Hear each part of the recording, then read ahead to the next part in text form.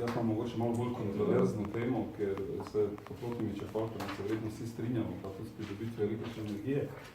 Pri mobilnosti pa imamo zelo veliko interesov, ki izgubljajo potencialno zelo veliko, naftna industrija, avtoindustrija in tako naprej, da smo in naletimo na zelo veliko nekih informacij v medijih, v javnosti, na katere bodo sigurno generirali določene vprašanja tukaj, da se veselim že naprej. Zdaj, če gremo nazaj na to soglasje, mi smo na našem bloku naredili polnilnico za električna vozila, ker meni je bilo tečno že hoditi 500 metrov do prve gostilne, ki je bil tičnic vsaki dan po zimi, pa smo nekako inicijativo na to naredili. Pozanimali smo se, pridobili smo mnenje, da potrebujemo 75% soglasje. Ideja je bila, da vzamem posebni priključek, posebni šterec, posebno uro v kleti za sebe, ker od stanovanja je bila tehnično malo bolj zapletena zadeva to potegniti na fasado. Naš blok nima parkirnih mest lastniških, tako da je bil kompromis, na fasade bo polnilnica, kdo prvi pride, prvi mede, se pravi, če pridem prepozno, ne bom dobil plac, moram pa v avtu imeti 25 metrov kabla, da se lahko z kakega drugega mesta čez noč polnim. Kako je to dejansko potekalo? 75% prvo napišeš to soglasje, pa greš k prijateljem v bloku, ki ti podpišejo, pa greš tistim, ki ti ne bojo rekli ne, ker pač nima nekega mnenja, pa ti tudi podpišejo, ker so že eni podpisali, in na koncu tistim, ki veš, da ne bojo podpisali, sploh ne greš, imaš 75%, dve gospe, ko ste že omenili, pa so se grozile, da se bodo metale, ne vem tam, ker jih bo radiacija ubila od te elektrike. Ker je to že rak čutijo, pa, ne vem, gre za 3x16 amperov priključek, navadni števec, 11 kW. Pogre samo tem povem. In potem smo pač to naredili in to zdaj deluje za par let in rezultiralo je s tem, da že več ljudi zdaj uporablja neko električno vozilo, kar je pa pripeljalo do drugih težav, potem bomo zdaj mogoče reči tukaj, mislim, ne iz težav, izzivov. Zdaj, če gremo mogoče, zakaj elektrika, prvo bomo rekli, zakaj ne nafta. Nafta ne zaradi tega, ker pač recimo Evropska unija, pa konkretno Slovenija, nima svoje nafte in uvažamo. Uvažamo, par let nazaj je bilo 2 milijarde evrov uvoza, to je 2 milijarde Slovenije, ja. Ne v Evropski. Ja, to je 2 milijarde, ki je šlo iz naših žepov, ki smo ga nekje zaslužili z nekim izvozom, z nečim in smo to poslali predvsem Dubaj, Ciper in tako naprej in pogremo gledati, kak je fajn Dubaj, kako so ga zgradili. Zgradili smo ga mi, seveda, odvisnost od geopolitike pomeni, da začnemo neko zdaj Libijo, ne vem, Venezuelo ali nekaj takega in potem grejo cene gor pa dol. Zelo težko je, bom rekel, tukaj planirati neko gospodarstvo, zaradi tega so tudi nestabilne cene. Prvo sem že omenil, ta 2 milijarde je šlo, če bi ostalo 2 milijarde evrov v naših žepih, kaj bi to pomenilo za Slovenijo? Nekaj od tega bi porabili pri frizerju, pri kinu, pri hamburgerju in tako naprej. Tu bi šel DDV, se pravi delovna mesta, gospodarska rast. Zdaj pa to gre nekam na Rusijo, vzhod in tako naprej. Drugi zelo pomemben vpliv tega naftnega prometa je vpliv na zdravje ljudi. Uradno evropski podatki, zdaj za 2010 imam ene podatke za 2017, 467 tisoč ljudi umre od vdihovanja prašnih delcev. Nas je glavna avtoriteta na tem področju, dr. Otorepic, Nacionalni institut za javno zdravje, podatek za Slovenijo je 2 do 4 tisoč ljudi umre. Koliko jih je bolani, koliko so stroški zdravljenja, zelo veliki. In to na nek način plačamo vsi skupaj skozi zdravstveno blagajno, skozi zavarovalnice, skozi tudi delovne procese, ljudje pač stolijo in ne delajo. Naredimo dosti manj. Najbolj pomembni argument danes je pa strošek za uporabnika. Električni avto je cenejši. Ostane vam več denarja, ki ga porabite za kaj drugega, bolj kvalitetno življenje mogoče. In višji stroški za infrastrukturo, če rečem pri nafti. Vseeno so črpalke za bencin malo dražje, ovih je pa več, ampak dobro, v tem bomo še naprej. To bo delalo zdaj? Aha, bo. Električni avtomobili, da nekaj rešimo takoj v štartu, energija je cenejša, avto se polni čez noč. Tukaj je odgovor že na eno naprej vprašanje, ki se nam pojavlja. Pojavlja se pa nekaj vprašanj. Eno je, da bo zmanjkalo energije, to je ponovadi tisti krog ljudi, ki bi hoteli graditi TEŠ 7-8 ali pa nuklearko 2-3, pa si lahko mislimo zakaj. Energije je po noči preveč. Drugi krog je tisti, ki vzdržuje električno omrežje. Se pravi, to so tisti, ki jim plačujemo omrežnino. Omrežnina je ta trenutek 3 centa nočna, pa 4,2 centa dnevna in tisti pa trdijo, da omrežje ne bo zdržalo. Jaz ravno zaradi tega sem tu napisal, po noči je preveč energije, se pravi, če bi polnili milijon avtomobilov po noči, bi prišli na dnevno porabo energije. Dnevno porabo to naše omrežje zdrži. Mislim, to lahko trdim, ker nam zdaj dela elektrika, tako da se bodo vsi lahko polnili naenkrat za svoje dnevne potrebe. Dnevne potrebe pa so zelo pomembne tukaj podatek. Dnevna potreba, če gremo zdaj od 30 do 45 km, koliko pač so različni viri trdijo, pa se vrnem nazaj. Če bi vsi vozili Tesla in če bi vsi naredili dnevno 500 km, energije ne bi bilo zadosti. Ampak to ni res. Imamo 1,80,000 avtomobilov v Sloveniji, ki vozijo 40 km na dan. In ne vem, če se bo to veliko povečalo z električno mobilnostjo. Malo se bo. Ker mi, ki imamo električne avte, se več vozimo. Pač nič ne stane, pa je zelo poceni. Ampak tako preveč se ne bo. Se pravi, če bomo naredili 40 km in če je poprečna poraba Tesla 22, poprečnega avta 15 kWh na 100 km, bomo porabili 5 do 6 GWh energije dnevno, kar je 20% trenutne proizvodnje in porabe električne energije v Sloveniji. Zdaj pa narava električne energije je, da proizvodnja in poraba ne morata biti različni. Poraba niha in zaradi tega mora proizvodnja slediti porabi. Mi držimo stabilnost predvsem na tak način, da neke presežke kurimo nekje, ki pač ne rabimo. Ko je pa pomanjkanje, pa uvažamo zelo drago.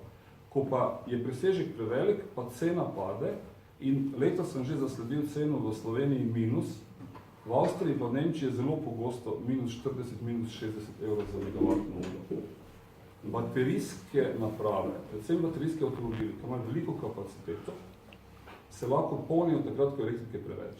Je to po noči, je to čez vikend, in na tak način, to je pač problem ELS-a, ki skrbi za stabilnost omrežja, lahko v bistvu pomagajo znižati ceno, ampak o tem bom še verjetno na kako vaše vprašanje. Navadni Šukov vtičnici, doma, ki jih imamo 20 milijonov v Sloveniji, se električni avtomobil napolni za 80 do 150 km vožnje čez noč. 2 kW hitrosti. Navadna Šukov vtičnica, ki imamo tukaj. Se pravi, to je dosti za sedmdnevne potrebe. Polnilnice potrebujemo za izjemne potrebe, ko gremo nekam dlje, moramo vmes polniti, pa nam preseže cilj kapacitete baterije. To sem povedal, izjemoma na daljših poteh potrebujemo polnilnice. Zdaj pa, današnja tema so tukaj stanovanjski bloki. Nekje 31-32% po mojih podatkih prebivalcev Slovenije živi v stanovanjskih blokih, takih ali drugačnih. Stanovalci eno- ali dvostanovanjskih hiš imajo dvorišča, garaže in ne čutijo nobene težave in naš predlog je vedno, dajmo prvo rešiti teh 68% ljudi, da grejo počasi na elektriko. Drug pomemben podatek, 266.000 slovenskih družin ima 2 ali več avtomobilov. Drugi avtomobil je ponavadi za krajše relacije, 300.000 avtomobilov nima vinjete. In zdaj, glavni argument je, avto ne naredi 1000 km brez polnjenja. Dajmo prvo zamenjati onih 300.000, ki ne naredijo niti 50 km, pa 100 km, pa potem delamo naprej.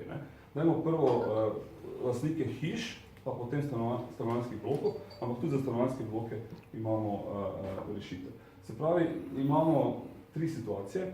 Stanovanjski bloki z lastnimi garažami etažnih lastnikov, to so predvsem novejši bloki, večji bloki, eni starejši imajo tudi svoje garaže, se pravi, na nek način si lahko tam pripelje energijo. Imamo potem pa stanovanjske bloke z skupnimi parkirišči, teh je mogoče še največ, ne vem, da je to mogoče večji strokovnjaki tukaj povedali. In imamo seveda stanovalce, ki živijo v določenih hišah brez parkirišč, tiste najtežje rešiti, ker če nima parkirišča, sploh avta ne bi mogel imeti, ker ga mora nekam, ne vem, v naši ulici. Mi imamo v našem bloku 7 nadstropij po 4 stanovanja, 28 stanovanj, plus Petriče 31, imamo pa 9 parkirnih mest. Vse ostalo je na pločnikih, po noči, pa enkrat na 3 meseca pride redar, pa kakega odpeljajo, ampak to je pač davek, da živiš na tem mestu, ki je. To je pa najtežje rešiti, ampak mogoče kak predlog. Ne? Se pravi, stanovanja z lastnimi parkirnimi prostori si lahko, če je to možno, pripeljajo elektriko iz stanovanja, iz svojega obstoječega števca. Začetna investicija je mogoče najnižja, sam kabel je treba potegniti, ne? Odvisno imate na razpolago zadosti energije, ponovadi je, čez noč, ne? Smo prej povedali. Ponovadi ne gre, jaz nisem mogel, ne? Recimo, ker tak nimam svoje garaže, ne? Tudi bolj pripelja. Jaz sem recimo rešil zadevo z lastnim priključkom, čeprav nimam tako situacijo. To je ena od možnosti, če seveda elektrodobavitelj električne energije ima tukaj na razpolago zadostne kapacitete moči.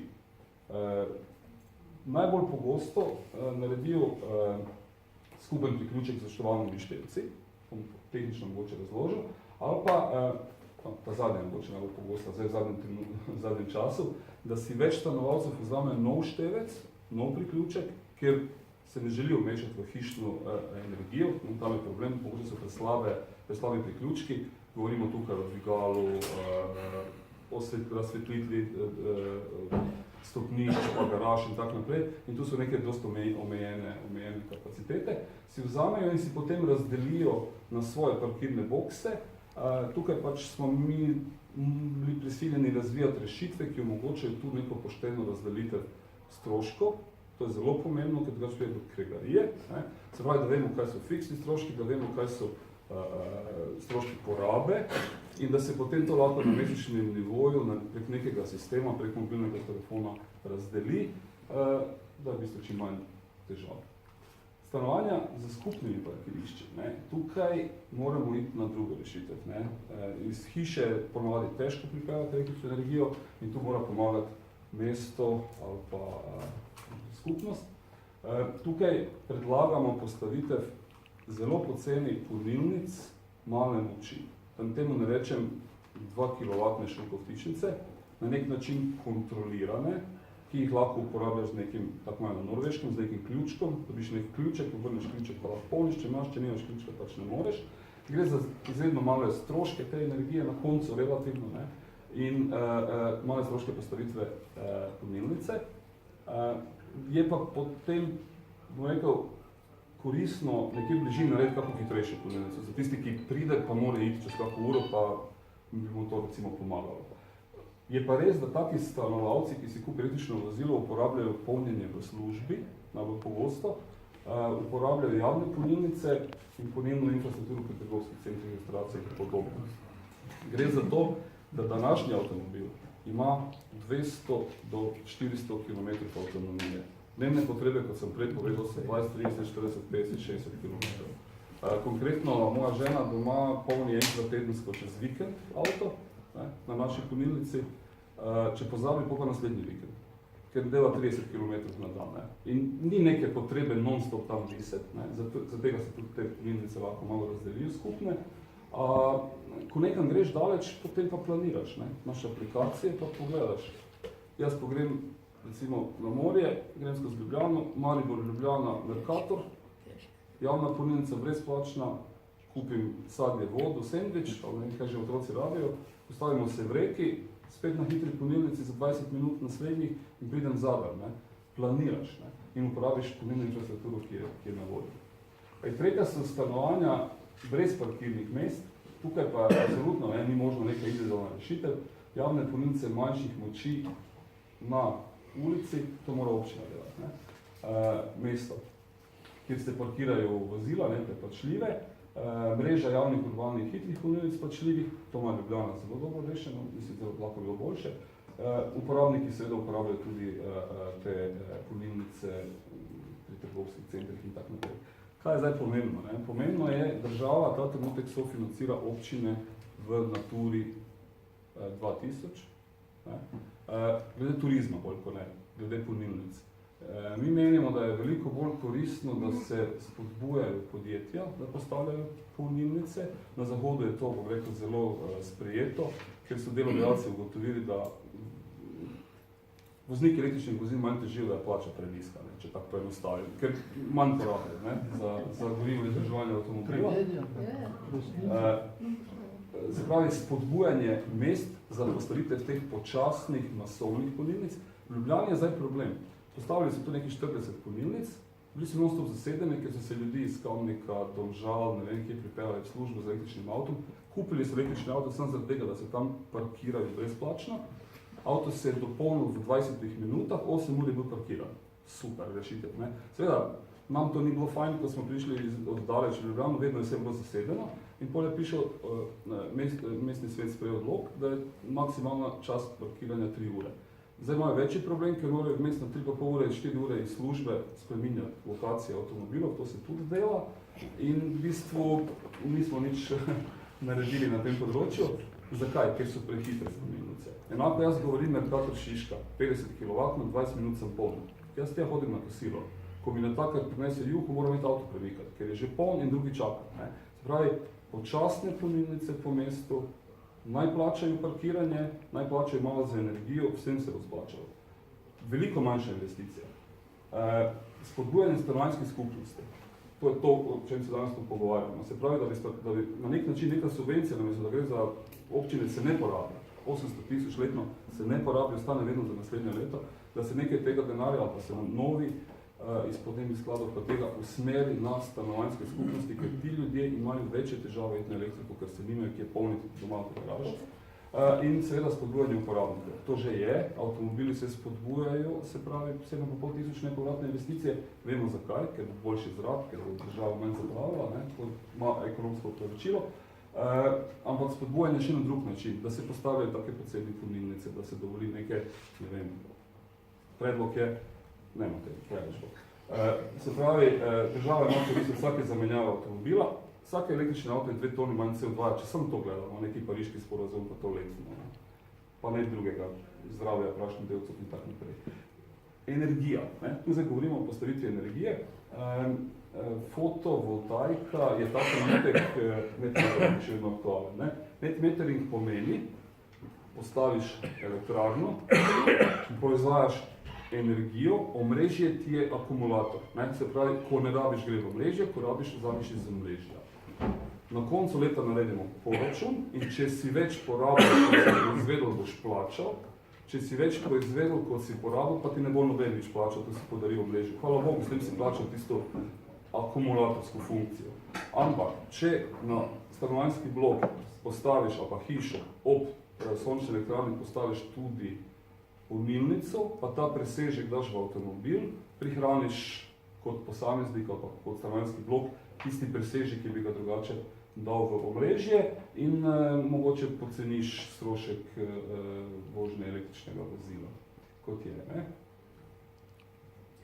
Dodaten argument je, dostikrat slišim, ja, vi imate električni avto, pa se vozite na peš, potem imam zelo, bom rekel, dober odgovor, ampak v tem primeru bi rekel, imam sončno elektrarno gor, pa se peljem.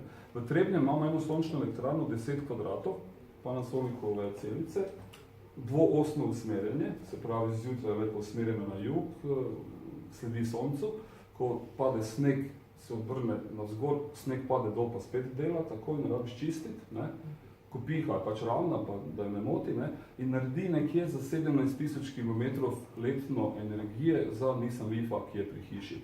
Če bi zarekli zmanjkalo po elektrike, stane pa 3500 evrov. Investicija v to elektrarno. Zato, da v bistvu za 3500 evrov si kupiš za 20 let energije za svoje letne potrebe naprej, na kredit, na nek drug način, in smo to rešili. To je to. Zdaj, te naše pametne polnilnice, kot sem že povedal, omogočajo prilagoditev polnjenja glede na stanje porabe ta trenutek v hiši, mogoče jutri, če dobimo informacijo na trafo postaji ali pa v urici, omogočajo upravljanje glede na število trenutnih uporabnikov. Če so 3 trenutno polni, bo malo hitreje, kot če je 6, to zna potem sistem narediti, in pošteno razporeditev stroškov na porabnike. To je naš GOP, tam ona mala rumena zadevca je pa polnilnica. To je tako nekaj par 100 evrov vrednosti nečesa, ampak največji strošek je bil nov priključek, 200 evrov električar, da mi je potegnil kabel ven, da smo postavili to polnilnico. Da se, motiv pa imajo lastniki električnih vozil in oni bodo seveda tisti, ki bodo najbolj pritiskali na to. Vprašanja? 2. Prosim, ja, Božo.